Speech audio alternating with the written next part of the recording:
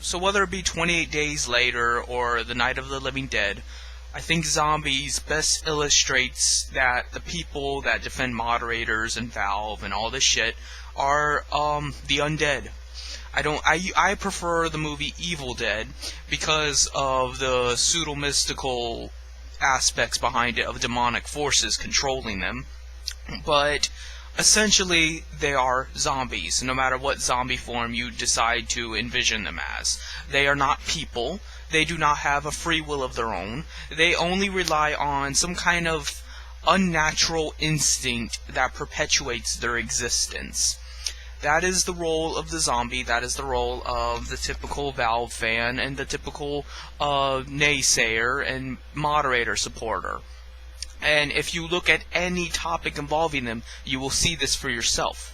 I will post up a Facebook topic I made on Valve's wall. Well, not Valve's wall specifically, Team Fortress 2's wall.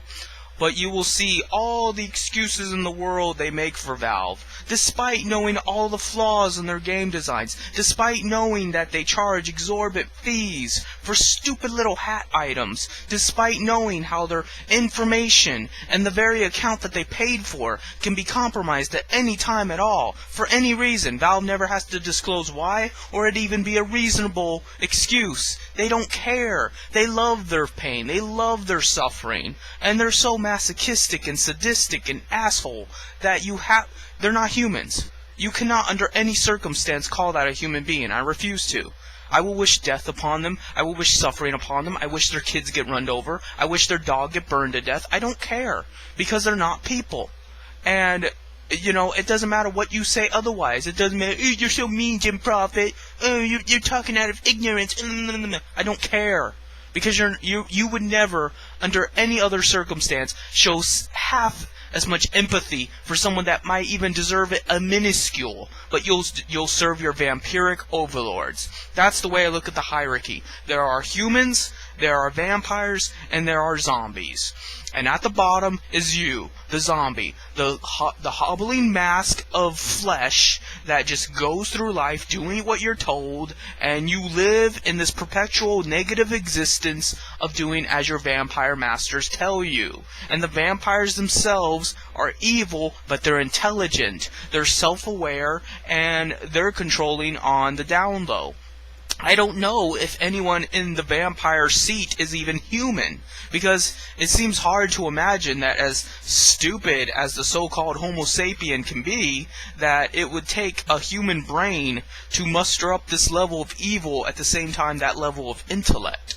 So, I'm not even saying that human is the most cunning, most resourceful of the species. I'm only saying that the human is the only positive one of the species. But clearly, whatever it takes to be a vampire takes more than what it takes to be a human. It takes something superior when it comes to materialistic intelligence. It takes something to be patient, and it takes ideas, it takes creativity. But it certainly doesn't take anything good. It doesn't take into consideration what is good for the future. It doesn't take into consideration compassion or justice or righteousness or honesty or integrity or anything. It is simply bad. And you guys are just bad and stupid. So I can't think of a better term than zombie. And that's why I can say the things I can say without any inhibitions. Because there is not one redeeming quality about you. None whatsoever. And for all you Christians out there that, think of mercy and love and I want you to read Isaiah chapter 59, verse 1 through 12. About how humans are blinded by their own sin and live under a veil of darkness and grope the walls trying to grasp on and cling to things as the blind do, because they just do not see good and evil. All they see is this blackness that is their lives, and they can't imagine anything else because they are the zombies. And I guess that's all I have to say, because it just amazes me. As I said on this post, James Lingford can make every excuse in the world for Valve, but would he ever make these kinds of excuses for himself? Would he ever make these kinds of excuses for his family or his friends? No, because he has no sense of self-preservation. He's not smart enough to be a vampire, and he's not moral enough to be a human. So what is he? He's just a creature. He's not even an animal, because even an animal's instincts rely on some basic level of survival, self-preservation, and preservation for the fellow species. But he's not like that. So, I come back to the Buddhist karma wheel about how there's humans and then there's animals, then there's the weird hungry ghosts. Nobody knows what exactly a hungry ghost is supposed to be, and I think that would be pretty close to what I describe as a zombie.